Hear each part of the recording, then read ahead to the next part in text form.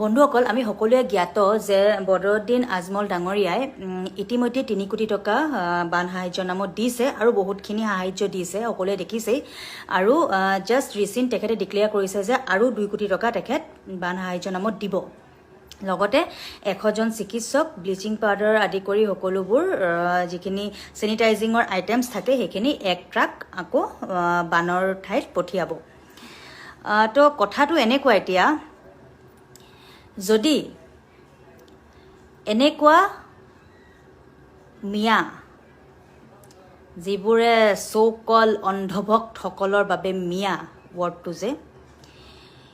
এনে এক মিয়া যদি ইমানখিনি হেল্প কৰিছে বান সাহায্যৰ নামত এটো পৰিস্থিতিত যিটো মানুহৰ সিচুৱেশন হেতু বুজি ইমানখিনি হেল্প কৰিছে তেনেকুৱা 10 জন মিয়া আমাক লাগে তেনেকুৱা 10 জন মিয়া অসমত লাগে মানৱীয়তাৰ খাতিৰত তেখেতে ইমানখিনি কৰিছে আৰু আমাৰ মুখ্যমন্ত্ৰী ডাঙৰীয়াৰ কথা কি তেখেতক কিয় চেলেং পিন্ধোৱা হ'ল কি চিন্তাধাৰা কেনেকুৱা এজন মানুহ তেখেত ভাবক এটো সময়ত তেখেতে মানৱীয়তাৰ খাতিৰত ইমানখিনি মানুহক হেল্প কৰিছে আৰু আমাৰ মুখ্যমন্ত্ৰী ডাঙৰীয়াৰ हिंदू खतरे में है ओ একো কব নোৱাৰে আকৌ আহিব নহয় অন্ধভক্তসকল এতিয়া ইমান ষ্ট্ৰং অন্ধভক্ত তেওঁলোকে বিজেপিয়ে যিমান ভুল নকৰক কিয় হেইটোৱে কাৰেক্ট ভুলটোৱে কাৰেক্ট অন্ধভক্তসকলৰ কাৰণে সেই ভুলটোৱে কাৰেক্ট মানে মানৱীয়তাখিনি দেখা নাপায় যিখিনি হেল্প কৰে সেইখিনি দেখা নাপায় এতিয়া মুঠতে সকলোৱে ৰখি আছে যে কিবা এটা ভুল কৰকচোন আজমলে কিবা এটা ভুল কৰক অখিল গগৈ ডাঙৰীয়া কিবা এটা ভুল কৰক কি ট্ৰোল দিব কেনেকুৱা ট্ৰোল দিব হেবু গুটেখিনি পাহৰি যাব তেওঁলোকে কি কৰিছে মানে এটো সিচুৱেশনত কিমানখিনি হেল্প কৰিছে গুটেখিনি পাহৰি যাব কিবা এটা ভুল কৰকচোন অখিল গগৈ ডাঙৰীয়াকটো কৈছে অলৰেডি যে গুটে মিয়াখিনিৰ পৰা পইচা কালেকশন কৰি পেলাই হেল্প কৰিছে এই ভগৱান মানুহে দেখিছে কোনে হেল্প কৰিছে কোনে নাই কৰা দেখিছে পাঞ্জাবৰ পৰা আহিছে মুম্বাইৰ পৰা আহিছে আৰু হুছেইন মনসুৰী স্যাৰ আৰু এফালে পাঞ্জাবী সকল তেওঁলোকৰ মেন্টালিটি ভাবক তেওঁলোকে এইবোৰ ধৰ্ম এইবোৰ একো তাহাঁতৰ একো ফৰকে নপৰে আৰু আমাৰ ইয়াত কেইটামান আছে মিয়া মিয়া মিয়া মিয়া এইটো সময়তো ইনফেক্ট অলপ আগত মই পোষ্ট দিছিলো বাৰু বহুত ওপৰৰ মাল তেখেতে কি কৈছিলে যে অখিল গগৈ কি ধৰ্মৰ লৈ কথা কিবা ধৰ্মৰ লগত ৰিলেটেড কিবা এটা পোষ্ট দিছিলে মই পাহৰি থাকিলো এক্স্যাক্টলি এইটো সিচুৱেশনতো তেখেতে মানে ধৰ্মক টানিবই মানে কোনে কি কৰিছে সকলোৱে দেখিছে কোন মুছলমান পৰ্যায় কোন হিন্দু পৰ্যায় কোনে কি কৰিছে সকলোৱে দেখিছে এইটো সময়ত জুবিনদাৰ আদৰ্শৰে সকলো আগবাঢ়ি গৈছে হিন্দু মুছলিম কৈ থকা নাই আপোনালোকো বন্ধ কৰক আৰু বদৰুদ্দিন আজমল ডাঙৰীয়া আপুনি বহুতখিনি হেল্প কৰিছে আৰু কিছুমানৰ এতিয়া ফাটিব আদানীয়ে 11 কোটি টকা দিছে আজমলে ইমানহে দিছে Adani is the second highest richest people of India second richest পিপল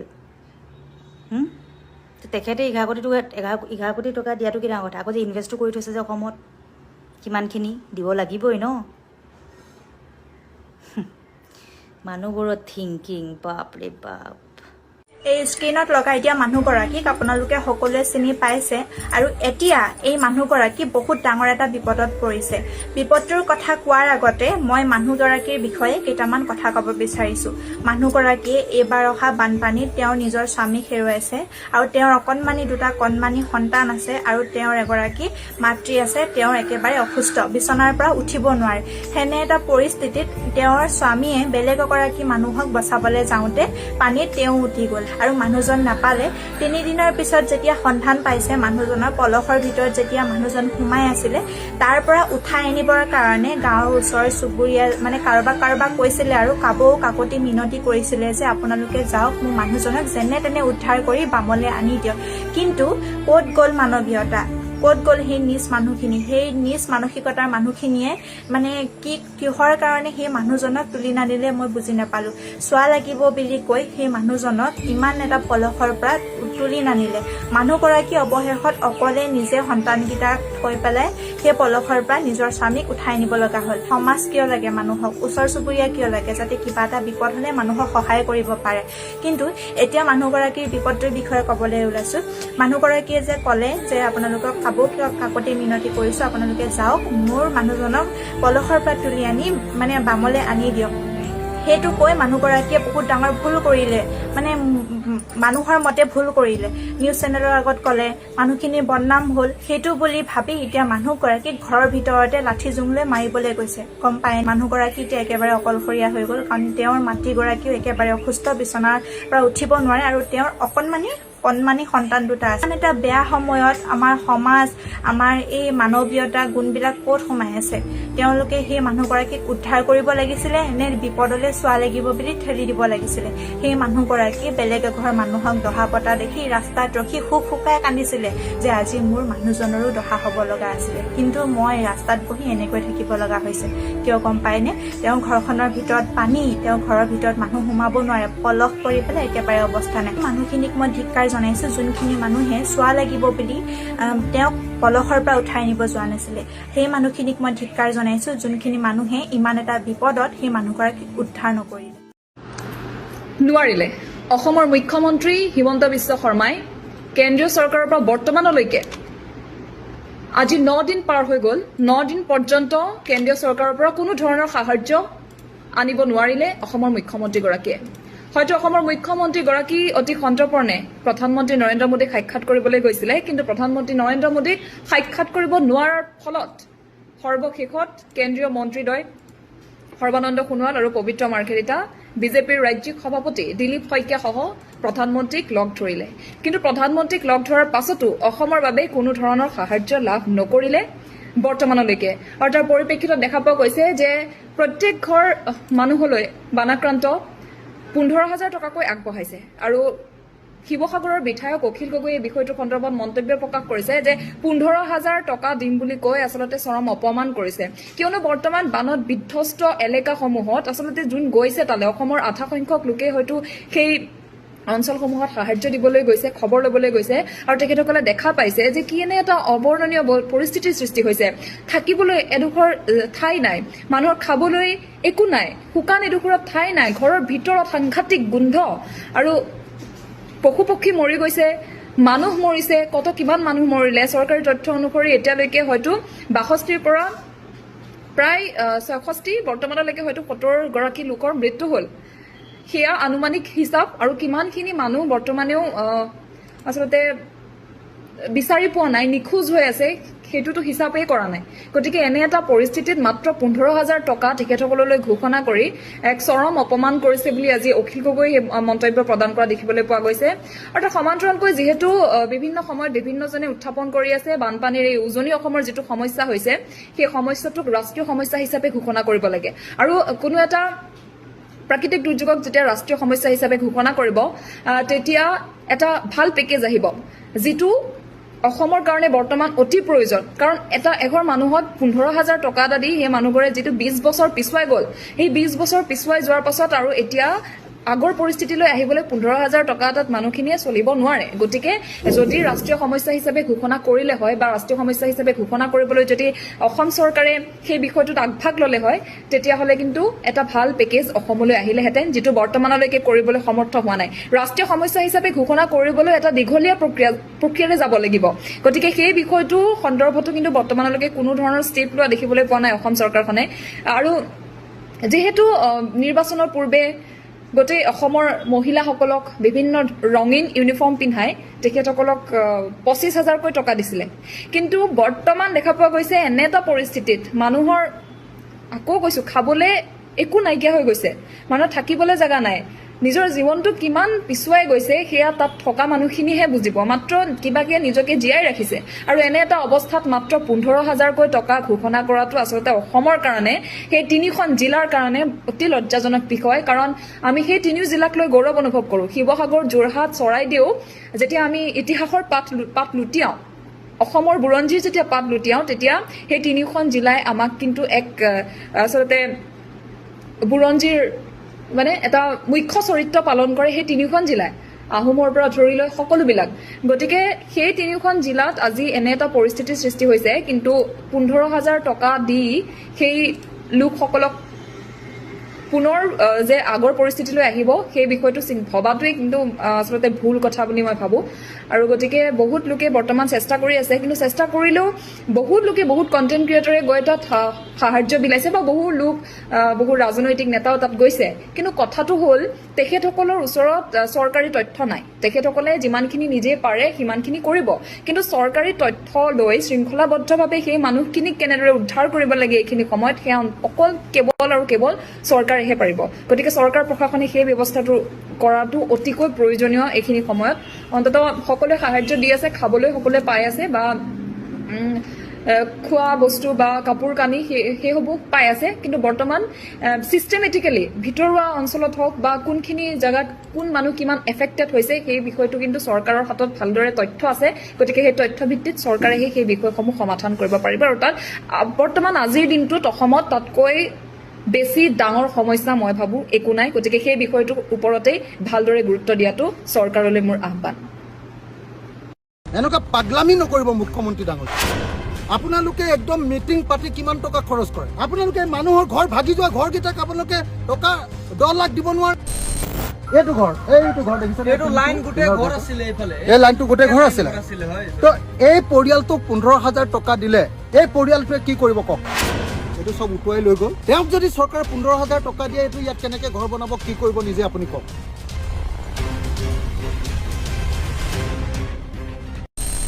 উজনিৰ প্ৰলয়ংকাৰী বানে আটাইতকৈ বেছি ক্ষতিগ্ৰস্ত কৰা অঞ্চলটো হৈছে নেপালী খুঁটি আৰু নেপালী খুঁটিত এনে এঘৰ লোকৰ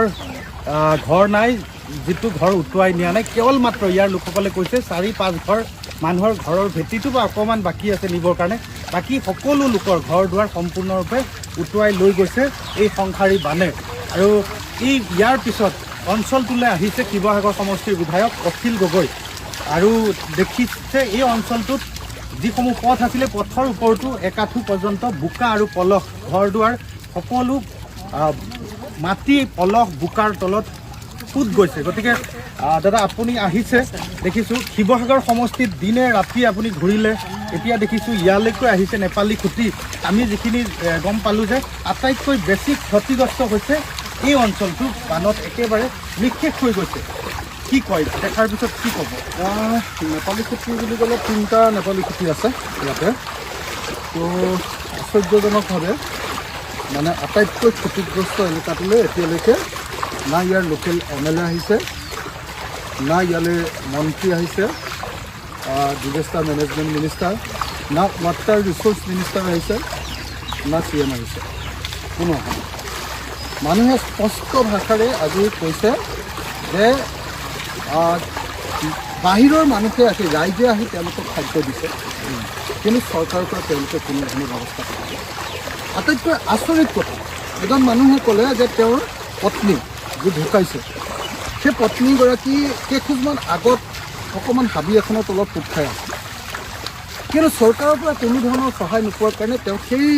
পৰি যোৱা বাঁহবিলাকে আহি পুতি পেলাইছে সেইখিনিৰ পৰা উলিয়াব পৰা নাই এতিয়াও এই মুহূৰ্তটো আছে গতিকে এইটো এটা ভয়ংকৰ ঘটনা চৰকাৰৰ মানে ৰিলিফ আৰু ৰেস্কিউ অপাৰেশ্যন দুটাই সাংঘাতিক বেয়া 5জন মানুহ ইয়াতে মৰিলে মই প্ৰত্যেকটো পৰিয়ালক 50,000 টকাকৈ আজি দিলোঁ কিন্তু এতিয়ালৈকে চৰকাৰৰ পিনৰ পৰা মৃতকলৈ 1 টকাও দিয়া নাই 1 টকাও দিয়া নাই ইয়ালৈ মই প্ৰত্যেকটো পৰিয়ালক আজিৰ দিনটোত যিসকল ক্ষতিগ্ৰস্ত হৈছে সকলোকে 5,000কৈ টকা দিছোঁ ৰাজ্যৰ দলৰ পিনৰ পৰা 5,000কৈ টকা দিছোঁ কিন্তু ইয়ালৈ কোনো চৰকাৰী মানুহ আহি 5 পইচা এটা এতিয়ালৈকে দি কোনো মানুহক সহায় কৰা নাই গতিকে এই মুহূৰ্তত মই আপোনালোকক একদম স্পষ্টকৈ জনাব খুজিছোঁ যে এটা ইমান ইতিহাসৰ আটাইতকৈ ডাঙৰ দুৰ্যোগৰ পাছতো বিজেপি চৰকাৰৰ অন্যায় আৰু বঞ্চনা যদি বুজিবলৈ হয় আপোনালোক গৰু খুঁটিলৈ আহক নেপালী খুঁটিলৈ আহক নেপালী খুঁটিত আহি আপুনি গম পাব যে ইয়াত আচলতে চৰকাৰ বোলা বস্তুটো কোনো নাই ৰাইজে আহি অলপ আগতে মই শুৱালকুছিৰ মানুহ লগ পালোঁ, গুৱাহাটীৰ শুৱালকুছি, গুৱাহাটীৰ পৰা আহিছে মানুহ। গুৱাহাটীৰ পৰা মানুহ আহি ইয়াত সাহায্য দিছে, কিন্তু চৰকাৰৰ পৰা সাহায্য নাই। আশ্চৰ্যজনক ঘটনা, ডেড বডি পৰি আছে, ইয়াৰ পৰা উঠাই নিবৰ কাৰণে মানুহ নাই। এইটো কেনেকুৱা ধৰণৰ ঘটনা এটা? তো গতিকে মই এই মুহূৰ্তত দাবী উত্থাপন কৰিছোঁ যে নেপালী খুঁটিৰ 80 ঘৰ মানুহৰ 80 ঘৰকে 1 বিঘাকে মাটি দিয়া হওক, আৰু সেই 80 ঘৰ মানুহৰ 80 ঘৰ মানুহৰ কাৰণে 10 লাখকৈ টকা দিয়াৰ ব্যৱস্থা গ্ৰহণ কৰা হওক। যদি এই ব্যৱস্থা গ্ৰহণ নকৰে আমি ইয়াৰ বিৰুদ্ধে প্ৰতিবাদ কৰিব, বেলেগ ৰাস্তা নাই। চৰকাৰে সাহায্য দিয়াৰ কথা কৈছে, যিসকল লোক ক্ষতিগ্ৰস্ত হৈছে তেওঁলোকক এককালীনভাৱে 15,000 টকাকৈ দিয়াৰ কথা কৈছে। 15,000 টকা আপুনি মোক কওকচোন, এইবিলাক ঘৰত আপুনি এটা কথা কওকচোন, এই ঘৰটোত 15,000 টকা দিলে কি হ'ব? এইটোত ঘৰ আছিলে ন? এই ঘৰটোত আপোনাৰ 15,000 টকা দিলে কি হ'ব? মোক মুখ্যমন্ত্ৰীয়ে নিজে কওক, যে মুখ্যমন্ত্ৰীয়ে যে কৈছে যে এটা পৰিয়ালক তেওঁ এককালীন সাহায্য দিব 15,000 টকা। এই ঠাইখনত ঘৰ আছিলে, ঘৰ, এইটো ঘৰ, এইটো ঘৰ দেখিছে, এইটো লাইন গোটেই ঘৰ আছিলে এইফালে, এই লাইনটো গোটেই ঘৰ আছিলে। হয়। তো এই পৰিয়ালটোক 15,000 টকা দিলে এই পৰিয়ালটোৱে কি কৰিব কওক? অলপতো প্ৰেক্টিকেল হ'ব লাগিব। মই সেইকাৰণে কৈছোঁ যে এই অঞ্চলৰ মানুহক 1 বিঘাকে মাটি দিয়ক আৰু 10 লাখকে টকা দিয়ক, যাতে প্ৰত্যেকে নিজে থাকিবৰ কাৰণে এটুকুৰা আশ্ৰয় বিচাৰি পাব পাৰে। ইয়াত গোৰ্খাসকল আছে, ইয়াত আদিবাসী লোকসকল আছে, ইয়াত বিহাৰী লোক আছে, ইয়াত মুছলমান লোকসকল আছে। তেওঁলোকক ৰক্ষা কৰক, 10 লাখ টকা আৰু 1 বিঘা মাটি, এইটো যদি নিদিয়ে, আৰু পৰিয়ালৰ মানুহ মৰি গ'ল, এতিয়ালৈকে 1 পইচা দিয়া নাই। 9 লাখ দিম বুলি হাল্লা কৰি আছে, 1 পইচা কোনেও পোৱা নাই। তো ইয়াত চৰকাৰী কোনো ৰিলিফ নাই, মানুহে আহি মানুহক খুৱাই আছে। এইটোৱে হ'ল হিমন্ত বিশ্ব শৰ্মাৰ চৰকাৰ। তাৰ পাছত বেছি ডাঙৰ কথা কৈ আমাৰ লগত যুঁজি নল'লে ভাল। ৰুণু শইকীয়াৰ ঘৰটো আছিলে নাৰিকলজোপাৰ তলত, আৰু তেওঁৰ ঘৰটো এতিয়া নাই। মুখ্যমন্ত্ৰীয়ে কৈছে যে 15,000 টকা দিম। এই যে ঘৰটো লৈ গ'ল, ইয়াত 15,000 টকাৰে মুখ্যমন্ত্ৰী ডাঙৰীয়া কি কৰিব পাৰিব আপুনি নিজে এবাৰ কওক। মই মুখ্যমন্ত্ৰীক সুধিছোঁ, মই হিমন্ত বিশ্ব শৰ্মাক সুধিছোঁ যে এই ৰুণু শইকীয়া নামৰ অসমৰ খিলঞ্জীয়া মানুহগৰাকীয়ে এই নাৰিকলজোপাৰ তলত ঘৰ আছিলে, এইটো চব উটুৱাই লৈ গ'ল। তেওঁক যদি চৰকাৰে 15,000 টকা দিয়ে, এইটো ইয়াত কেনেকৈ ঘৰ বনাব, কি কৰিব নিজে আপুনি কওক। গতিকে অলপ পাগলামি নকৰিব হা, মুখ্যমন্ত্ৰী ডাঙৰীয়া, পাগলামি নকৰিব, মানুহৰ কাৰণে কাম কৰক। এনেকুৱা পাগলামি নকৰিব মুখ্যমন্ত্ৰী ডাঙৰীয়া। আপোনালোকে একদম মিটিং পাতি কিমান টকা খৰচ কৰে, আপোনালোকে মানুহৰ ঘৰ ভাগি যোৱা ঘৰকেইটাক আপোনালোকে টকা 10 লাখ দিব নোৱাৰে। টকা 10 লাখ এতিয়া লগে লগে নোৱাৰে, 2 লাখ দিয়কচোন প্ৰথমতে, যাতে ক'ৰবাত কিবা এটা গৈ খুঁটি এটা পুতিবগৈ পাৰে। এইটো নহ'ব। মুখ্যমন্ত্ৰী ডাঙৰীয়া স্পষ্টকৈ কৈছোঁ, আপুনি চাই লওক, মই নেপালী খুঁটিত থিয় হৈ কৈ আছোঁ। কি নাম ক'লে আপোনাৰ? ৰুণু শইকীয়াৰ ঘৰত, ৰুণু শইকীয়াৰ ঘৰ, এই ইয়াতে আছিলে ৰুণু শইকীয়াৰ ঘৰ।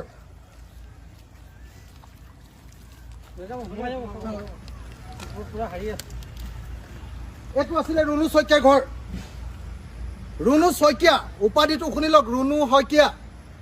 ৰুণু শইকীয়াৰ ঘৰ আছিলে এই তামোলজোপাৰ তলত। এই ৰুণু শইকীয়াৰ ঘৰটোৰ কাৰণে আপুনি 15,000 টকা দিলে, এই 15,000 টকাটোৱে কিবা কৰিব পাৰিব নেকি মুখ্যমন্ত্ৰী? 15,000 টকাটোৱে এই ভাগি যোৱা ঘৰটোত কিবা কৰিব পাৰিব নেকি?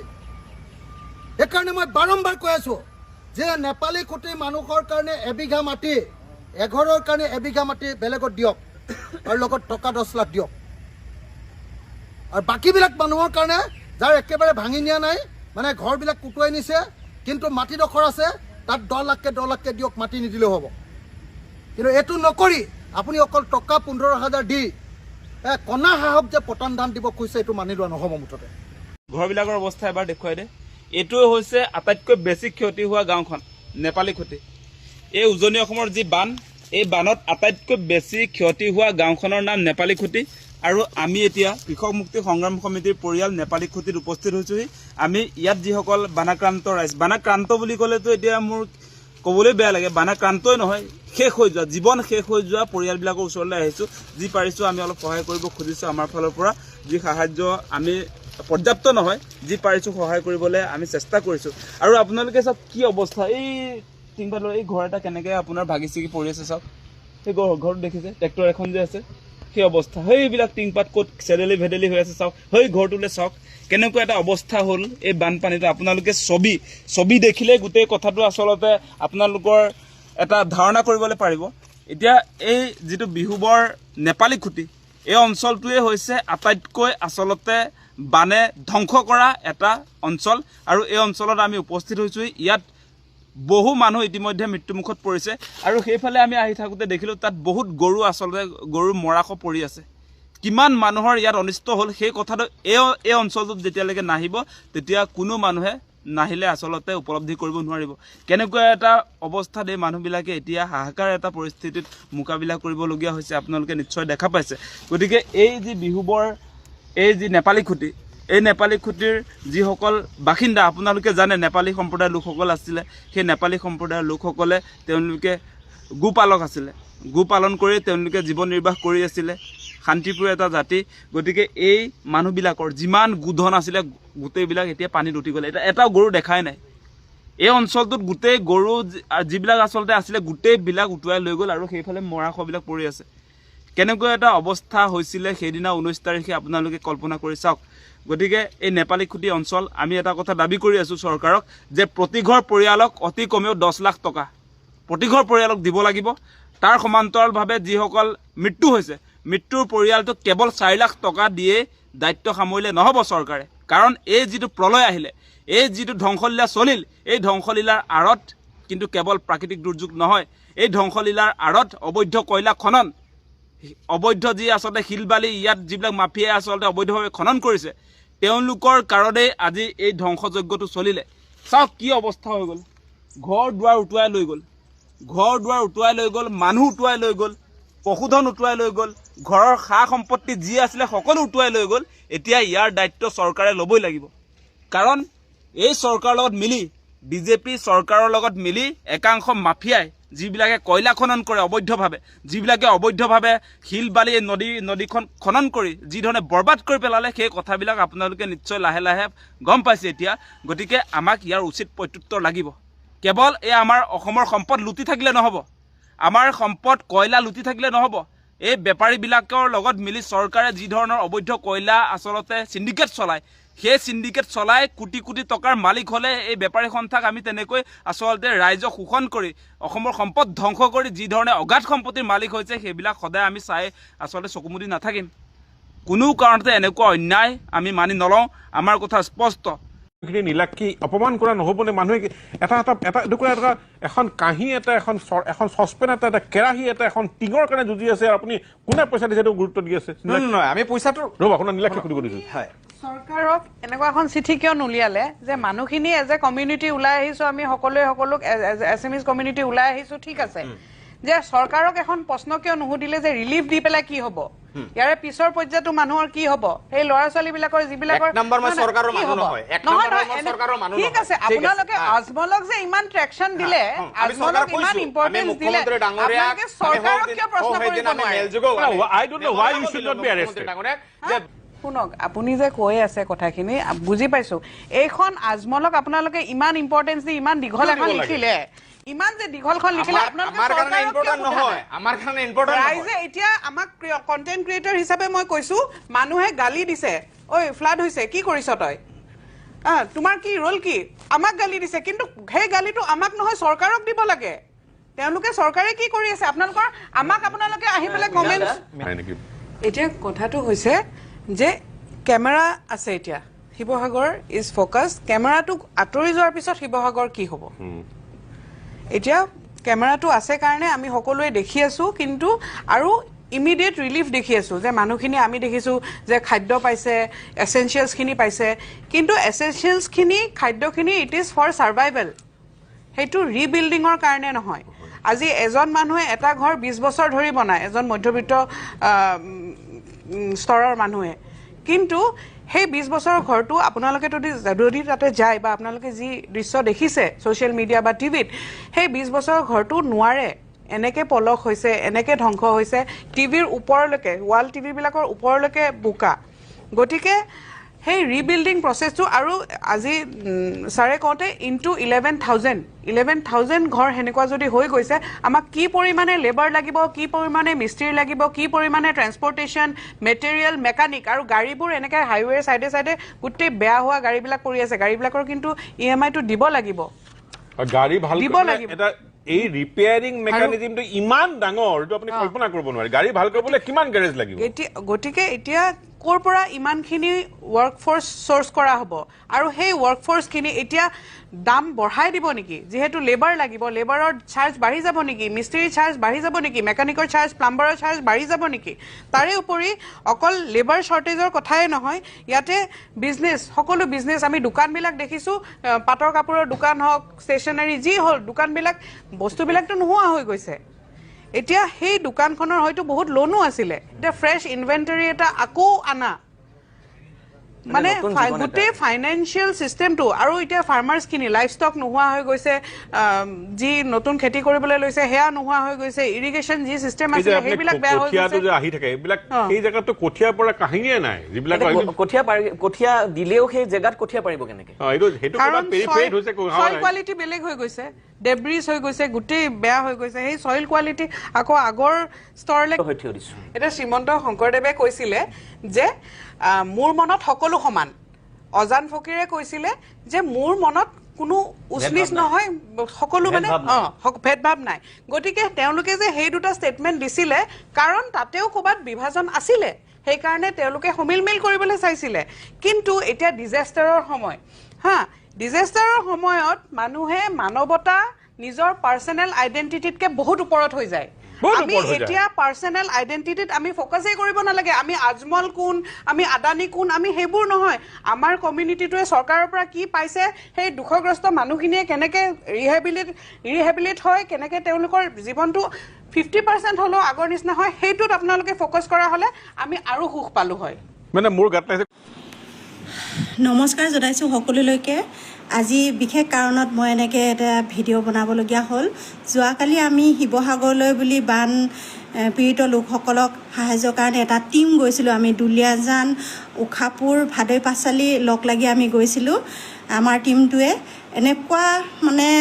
দালালৰ পাক চক্ৰত পৰিছিলোঁ আমি এতিয়া দীপালী গগৈ বোলা এগৰাকী মহিলাই আমাৰ বিষয়ে আকৌ ওলোটাকৈ মানে কমেণ্ট লিখি আছে একো নজনাকৈ আমি তাত কি পৰিস্থিতিত পৰিছিলোঁ কি হ'ল আমি ক'ত দিলোঁ আমি যদি নাম কমাবৰ কাৰণে চেহেৰা দেখাবৰ কাৰণে গ'লোঁ হয় আমি এটা ভিডিঅ' আমি দিছিলোঁ নে বাৰু তাত আমি যে বিতৰণ কৰিছোঁ আমি এতিয়া সময়ত ভিডিঅ'বোৰ এৰিম ক'ত দিলোঁ কি কৰিলোঁ এগৰাকী মহিলাৰ নাম্বাৰ দিছিলে দীপালী গগৈ বোলাগৰাকীয়ে অথচ মই নেতৃত্বলৈ যোৱা নাছিলোঁ মই লগতহে গৈছিলোঁ মোৰ ফটোখন দিলে তথাপি যিগৰাকী নেতৃত্ব লৈ গৈছিলে সঠিক সিদ্ধান্ত লৈ গৈছিলে যে আমি নাজিৰা ফালে যাম বোলে আমি থানাত যোগাযোগ কৰিম থানাই আমাক এটা লোকেশ্যন দিব আধাতে মানুহগৰাকীয়ে ফোনাফোনি কৰি পেলাই মানে এনেকৈ বোলো বহুত দুৰ্যোগ এনেকৈ বোলে বেতবাৰী ফালে হয় বেতবাৰীত এখন গাঁও আছে প্ৰথমতে হৈছিলে বেতবাৰীত যিডোখৰ জেগাত হৈছিলে সেইডোখৰ জেগালৈ তাই নাই নিয়া আমাক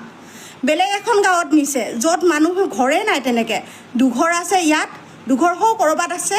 পানী হৈছে যদিও তেওঁলোকে আমাৰ ভঁৰাল তিতা নাই বাইদেউ আমাৰ ভিডিঅ' আছে আমি সময়ত আমি লিক কৰিম আমাৰ ভঁৰাল চাউল তিতা নাই বাইদেউ আপোনালোকে বেতবাৰী বেতনী ফালে যাওক তাত আগতে হ'ল তাত মানে বস্তুবোৰ উলিয়াবলৈ নোৱাৰিলে এতিয়াও পানী হৈ আছে আমি বোলে 3 বছৰলৈ খেতি নকৰিলেও খাব পাৰিম ভঁৰালত ধান আছে বাইদেউ বুলি কৈছে তাৰ পাছত আমি আগলৈ গৈ থকাৰ পিছত মানে অলপ পানী পালোঁ পানী পাই পানীখিনিত গৈ গাড়ী কেনেকৈ ঘূৰাব পাৰি ক'লৈকে যাব পাৰি চাই আহিলে তাৰপিছত সিপাৰলৈ মানুহ অলপ আছিলে ইপাৰে পাৰ হৈ আহিছে তেওঁলোকক দিছেও আমাৰ নিদিয়াকৈ থকা নাই আৰু ইমান 1.5-2 লাখ টকাৰ বস্তু লৈ গৈছোঁ আমি 2-এগৰাকীক আমি দি পিনে তাতে সামৰি আহিব নোৱাৰোঁ নহয় আমি একেবাৰে বান বিধ্বস্তসকলৰ ওচৰলৈ গৈছিলোঁ মই মানুহগৰাকীক সুধিছিলোঁ যিগৰাকী বেতবাৰীৰ মাকৰ ঘৰলৈ লৈ গৈছিলে সময়ত আমি ভিডিঅ' তাই ফটো দিম মই পোৱাও নাই যিহেতুকে মই সম্পূৰ্ণ নেতৃত্ব লৈ যোৱা নাই সেই মানুহৰ লগত মই কথাও পতা নাছিলোঁ গতিকে মোৰ ওচৰত ফটো নাই মোৰ টীমটোৰ লগত আৰু দুলীয়াজানৰ মানুহ গৈছিলে বহুত মানুহ গৈছিলে তেওঁলোকৰ লগত যোগাযোগ কৰিলে মই নিশ্চয় মানুহগৰাকীৰ ফটো পাম সময়ত মই দিম কিন্তু মই একো নেতৃত্বই লোৱা নাই মোৰ ফটোখন দুলীয়াজানৰ পৰা সুন্দৰীকেইজনী আহি এনেকৈ বোলে চেহেৰা চাবলৈ আহিছিলে পানী দেখি উভতাই লৈ গ'ল বস্তু আৰে পানী দেখি উভতাই নাই অনা আমি পানী আমি নেদেখি পেলাই আনিছোঁ যিখিনি মানুহৰ মানে খাব পৰা অৱস্থাতে আছে অলপ বুঢ়িছে যদিও 2-1 মানুহ ৰাস্তাত আছে তেওঁলোকক আমি দি আহিছোঁ ধুনীয়াকৈ আশীৰ্বাদো দিছে বাইদেউ আমিতো যথেষ্ট ভালকৈ আছোঁ আপুনি সেইফালে লৈ যাওক আমাক গাড়ী নিব নিদিয়ে আমাক যিডোখৰ বেতবাৰী শিৱসাগৰ নাপাওঁতে তাত ট্ৰেফিক আছে পুলিচ আছে সেইডোখৰতে আমাক গাড়ীখন ৰখাই থৈ দিলে তেতিয়া আমি বুজিব পাৰিলোঁ যে এই মানুহগৰাকী আত্মসাৎ কৰিব বিচাৰিছে গতিকে আমি আগলৈ বহুত দূৰ আগবাঢ়ি আহিলোঁ শিমলুগুৰি ফালে যাম বুলি আমি নাজিয়া ফালে য'ত মানুহ মৰিছে য'ত এতিয়াও ভুৰে বস্তু লৈ গৈ আছে ড্ৰোনে বস্তু দিছে তেওঁলোকৰ লগত আমি সেই ঠাইডোখৰলৈ যাম বুলিহে আমি ওলোৱা আচলতে আধাতে আমাক এনেকৈ মানে লৈ গ'ল নহয় মানুহগৰাকীয়ে অনুনয় বিনয় কৰি পেলাই মানে মানুহ এনেকুৱাকৈ অভিনয় কৰিব পাৰে নে এনেকুৱা স্বাৰ্থপৰ মানুহ থাকে বানপীড়িত লোকসকলৰ লগত স্বাৰ্থপৰ কৰিছে মই বহুত দুখ পাইছোঁ আমি কিমান ৰাতি 1টা বজালৈকে ল'ৰাবিলাকে আমাৰ লগত যিটো টীম গৈছে বস্তুবোৰ পেকিং কৰিছে আমি খোৱা বস্তু ভাগে লৈছোঁ কাপোৰ ভাগে লৈছোঁ পানী বটল ভাগে লৈছোঁ ধুনীয়াকৈ আমি পেকিং কৰোঁতে 1টা বাজি ৰাতি আমাৰ খোৱা নাই ৰাতিপুৱা সোনকালে গ'লোঁ গৈ পেলাই আমাৰ ইমান ট্ৰেফিক জামত আমি যাব নোৱাৰোঁ সেইডোখৰতে মতা মানুহ এজনক ৰখাই থৈ দিছে বোলে দাদা আমি আপোনাৰ লগত কথা নাই পতা নহয় আপুনি বোলো শিমলুগুৰি ফালে লৈ যাব নেকি বাইদেউগৰাকী যেতিয়া আহিলে মই পঠিয়াইছিলোঁ মোৰ মানুহজন হয় তাৰপাছত তেওঁ আঁতৰি গ'ল মানুহগৰাকী আহিলে বাইদেউ আমাক শিমলুগুৰি ফালে নিব নেকি হয় বাইদেউগৰাকীয়ে সহায় কৰিবলৈ আগবাঢ়ি আহিছে আমি মানিছোঁ ধন্যবাদ দিছোঁ কিন্তু যিসকল একেবাৰে বান বিধ্বস্ত এতিয়াও মানে পানী হৈ আছে খাবলৈ পোৱা নাই সেনেকুৱা জেগাত নিলে আমি নথৈ আনন্দিত হ'লোঁ হয় কিন্তু তেওঁ মাকৰ ঘৰখনলৈ লৈ গৈছিলে হেনো মাকৰ ঘৰ হেনো মোৰ বোলে মাৰ ঘৰহে এইফালে মোৰ ঘৰটো এইফালে নহয় আৰে আমি তেনেকৈ মিতিৰ বিচাৰি যোৱা হ'লে আমাৰো মিতিৰ আছে তাৰ পৰা ডিব্ৰুগড়ত আছে আমাৰ মানুহ কঁঠালগুৰি মৌমাৰীত আছেহি আমাৰ পেহী শাহু এতিয়াও ৰোগীয়া অৱস্থাত ডিব্ৰুগড়ত থাকিবলগীয়া আছে নিজৰ ঘৰ দুৱাৰ এৰি আমিতো মিতিৰ বিচাৰি যোৱা নাই কাকো সাধাৰণ জনতাৰ কাৰণে গৈছোঁ জনসাধাৰণৰ কাৰণে গৈছোঁ আমাৰ যিসকল মিতিৰ যেনে তেনে খাব পাৰিব আমি ব্যক্তিগতভাৱেও যদি বিপদত পৰিছে আমি দিব পাৰিম কিন্তু আমাৰ যিসকল মিতিৰ নহয় আমি নিস্বাৰ্থভাৱে আমি সহায় কৰাৰ কি নাম থাকিলে আমি ইমান নিস্বাৰ্থভাৱে গৈছোঁ আগদিনাখন ইমান কষ্ট কৰিছোঁ ল'ৰাবিলাকে ৰাতি খোৱা নাই 1টা বজালৈকে বস্তু পেকিং কৰি আছে পিছদিনাখনে ৰাতিপুৱাই গৈছে আমি দিনটো পানী এটোপো খোৱা নাই আমাৰ গাড়ীত আনকি পানী নাই মালৰ গাড়ী হিচাপে গৈছে আমি লাষ্টত গৈ পেলাই সেই বানপীড়িত লোকসকলক যে আমাৰ মানুহ গাড়ীখনে দি থৈ গৈছে পানী বটল আমি আকৌ আহোঁতে দি থৈ যাম এই বটল পানী দিয়া তেনেকৈ খাইছোঁ ক'ৰবাত আমাক চাহ খাব নেকি বাইদেউ নহয় বোলে আমি বস্তুখিনি বিতৰণ কৰি লওঁ আমি এতিয়া খাব নোৱাৰোঁ তেনেকৈ কৈছোঁ আমি ইমান মানে নিজৰ মৰণ জীৱনকো হেৰি কৰি পেলাই আমি সহায় কৰিবলৈ গৈছোঁ মানে সঠিক জেগাত পৰিলে সঠিক সিদ্ধান্ত ল'লে ভাল হয় মানুহগৰাকীয়ে মানে বস্তুখিনি নিজৰ মাকৰ ঘৰত পেলাব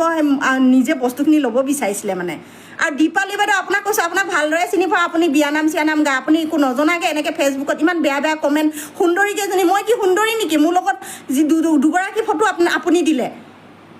ৰূপালী বাইদেউ সুন্দৰী নেকি মই কি সুন্দৰী নেকি চেহেৰা দেখাবলৈ গৈছোঁ নেকি আপুনি এনেকৈ নজনাকৈ আমাক এনেকৈ ভিডিঅ' নিদিব কাৰণ তাত আমি কি পৰিস্থিতিত পৰিছিলোঁ আমাক গাড়ীখন ৰখাই থৈ দিলে আমিতো শিমলুগুৰি ফালে যাম বুলি বহুত দূৰ আগবাঢ়িলোঁ আকৌ আমি ঘূৰি আহিছোঁ আৰু কেনেকৈ কাৰ লগত আমাৰ টীমত যোৱা কাৰ লগত কেনেধৰণে কথা পাতিলে তাৰ লগত পাতক তেওঁৰ ফটো দিয়ক তেওঁ যদি গাদ্দাৰী কৰিছে আৰে আমি অকল এজনৰ সিদ্ধান্ত ল'লে নহ'ব নহয় গোটেই মানুহ টীম আছে গোটেইখিনি আছে আমি ক'লৈ যাম বুলি গৈছিলোঁ আমাক যদি সঠিক জেগাত লৈ গ'ল হ'লে বাইদেউগৰাকীয়ে সহায় কৰিছিলে বুলি মানিলোঁ হয় তেওঁ নিজৰ স্বাৰ্থ পূৰণৰ কাৰণে সি কৰিব বিচাৰিছে গতিকে আমি বহুত দুখ পাইছোঁ সেইকাৰণে যিসকল বান বিধ্বস্তসকলক সহায় কৰিবলৈ গৈছে সাৱধান হওক মানে আধা ৰাস্তাত গাড়ী ৰখাই ক'লৈ নিব আপোনাক লোকেশ্যন দিব তেনেকৈ নাযাব যিকোনো এটা জেগাত সঠিক সিদ্ধান্ত লৈ এটা জেগাত আপোনালোকে যাব এইবিলাক মানুহৰ কথা ভুল লৈ পেলাই আপোনালোকে সিদ্ধান্ত লৈ গ'লে বিপদত পৰিব আমাৰ এইফালে ৰাতি হৈ গ'ল বস্তুখিনি বিলাহে হোৱা নাই আমি য'ত দিলোঁ বাৰু সঠিক জেগাতে দিছোঁ তথাপিও মানে ইমান ভিৰ নাছিলে তাত তত অলপ আছে তেনেকৈ আমি দি গৈ আছোঁ মথাউৰিয়ে তাৰ মানুহখিনিয়ে কওকচোন সেইখিনি মানুহ আমি এনেই দিছোঁ নেকি আপুনি আমাৰ সেইখিনি আপোন মানুহ নেকি যিসকল মেছাগৰ ফালে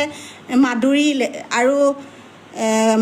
মেছাগৰ গোসাইগাঁও লাহনগাঁৱৰ আগততো দলং ভাঙি আছে মথাউৰি ছিঙি আছে সেই মানুহখিনি সঁচাকৈ বিপদত পৰা মানুহক দিছোঁ নে আমি নাই পৰা মেছাগৰ মানুহে যদি চাইছে কমেণ্ট আপোনালোকে লিখিবচোন আৰু আমি নাম কমাব যোৱা নাই আমি ফটো এটাও দিয়া নাই ভিডিঅ' এটাও দিয়া নাই আমাৰ ফটো মাৰিবলৈ সময়ে নাই তেনেকুৱা অৱস্থাত আমি আছোঁ ইমান ৰ'দত ল'ৰাবোৰে গাড়ীৰ ওপৰত মালৰ ওপৰত গৈছে কিমান কষ্ট কৰিছে ইমান কষ্ট কৰাৰ ফলত যদি আমাৰ এনেকৈ দালালৰ পাক চক্ৰত পৰিবলৈ হয় কি হ'ব সেইকাৰণে সাৱধান কৰি দিছোঁ আপোনালোকে যোনে বান সাহায্যৰ কাৰণে যাব এটা জেগাত সঠিক জেগা এটাত যাব হয় বেতবাৰী ফালে হৈছে এটা জেগাত হৈছে যিডোখৰ জেগাত হৈছে সেইডোখৰ জেগাত আমাক নিয়া নাই মানুহগৰাকীয়ে তাৰ মানুহখিনিয়ে লোকেল মানুহে কৈছে বাইদেউ আমাৰ এডোখৰত আমি ভালকৈ আছোঁ আমাৰ ভঁৰালত ধান আছে আমি 3 বছৰ খেতি নকৰিলেও খাব পাৰিম গতিকে আপোনালোকে বেতবাৰী বেতনি ফালে যাওক মেইন জেগাডোখৰ আমাক দেখুৱাই দিছিলে কিন্তু তালৈ নগৈ পেলাই তালৈও নিব নোৱাৰো মানুহগৰাকীয়ে আমাক একদম লগালগ আহি আমাক গাড়ীতে ফটো মাৰিছে ভিডিঅ' কৰিছে আৰে যাৰ লগত কথা পাতিছিলে তাৰ ভিডিঅ' কৰক না মই একো সিদ্ধান্ত লোৱা নাই মই লগত গৈছোঁ বছ সহায় কৰিছোঁ ইমানেই সেইকাৰণে সকলোকে কৈছোঁ আৰু মোক ভাল পোৱা মানুহ ফেচবুকত বহুত আছে মোক সুধি আছে হোৱাটছএপত মেছেজ কৰিছে কি হ'ল ন বাইদেউ বুলি দিছে সেইকাৰণেহে মই ভিডিঅ'টো বনালোঁ মোৰ বনাবলৈ মন নাছিলে এইবিলাকলৈ মোৰ ফৰক নপৰে কোনোবাই যে ভিডিঅ' বেয়াকৈ দিছে মই যে নাম কমাবৰ কাৰণে গৈছোঁ এইবিলাক মোৰ লগত ফৰক নপৰে মোকো ভাল পোৱা মানুহ আছে মোকো সুধি আছে সেইকাৰণেহে মই ভিডিঅ'টো বনালোঁ